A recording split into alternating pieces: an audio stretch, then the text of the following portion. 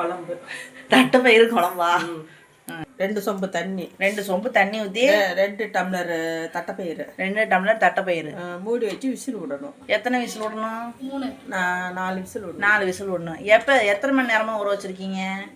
ஊற வைக்கல, அது அப்படியே போடுறது தான். சரி.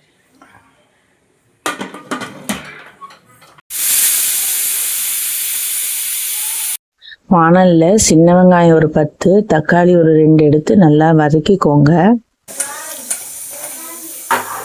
வதக்கின வெங்காயம் தக்காளி கூட ஒரு மூடி தேங்காய் எடுத்து மிக்ஸி ஜாரில் மாற்றி அரைச்சிக்கோங்க. மிக்சியில் மைய அரைச்சி தனியாக ஒரு பாத்திரத்தில் எடுத்து வச்சுக்கோங்க.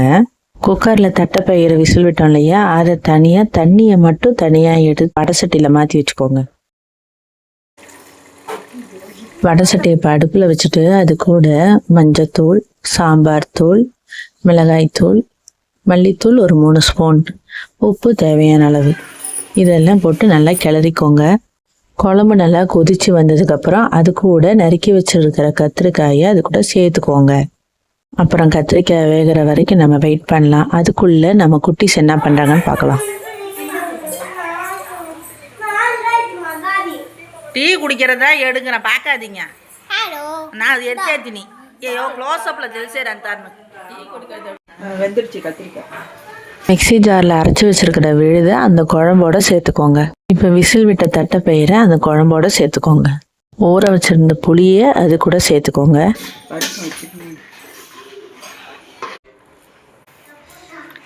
எவ்வளோ ஊதுறாங்க பாரு.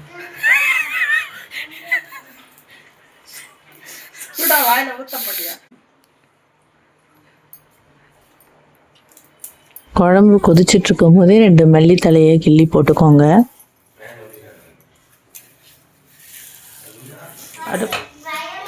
ஒரு தாளிப்பு கரண்டி எடுத்து அதில் தேவையான அளவு எண்ணெய் ஊற்றி கடுகு உளுத்தம் பருப்பு போட்டுக்கோங்க.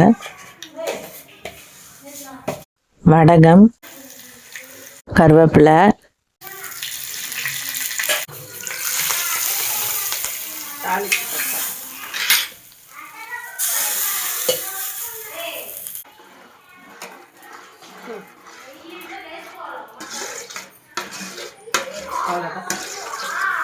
சுவையான தட்டைப்பயிறு குழம்பு ரெடி. வீடியோவை நிறையா பேர் சப்ஸ்கிரைப் பண்ணாமல் பார்க்குறீங்க. ப்ளீஸ் சப்ஸ்கிரைப் பண்ணுங்கள், லைக், கமெண்ட் அண்ட் ஷேர் பண்ணுங்கள். என்னோட சேனலுக்கு சப்போர்ட் பண்ணுங்கள். பாய். இதே மாதிரி நான் பல வீடியோ போட ட்ரை பண்ணுறேன். பாய்.